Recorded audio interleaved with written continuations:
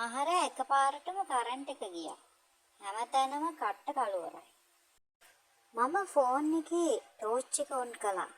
ඒ කට්ට කළුවරට මේ පොඩි එළිය ලොකු වෙනසක් ගෙනාවා. මට එකපාරටම දෙවියන් වහන්සේ ආලෝකය මවපු විදිය මතක් වුණා. අන්ධකාරය මැව්වේ නැහැ.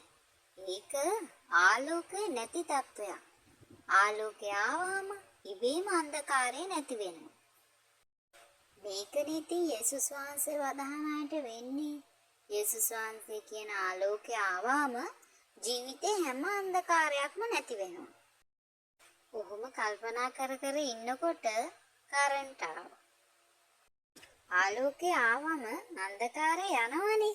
ඔන්න මුළු ගේම එළිය වුණා. මට ගැලවීම ලැබපු දවස මතක් වුණා. මගේ ජීවිතේ එදා කරන්ට් එක නැති ගේ වගේ. එකපාර කරන්ට් ආවා වගේ යේසු මගේ ජීවිතේට ආවා. ජීවිතේ වෙනස් වුණා, ලස්සන වුණා. මම දෙවියන් වහන්සේට මේව සිහි කරමින් ස්තුති කරන්න ගත්තා.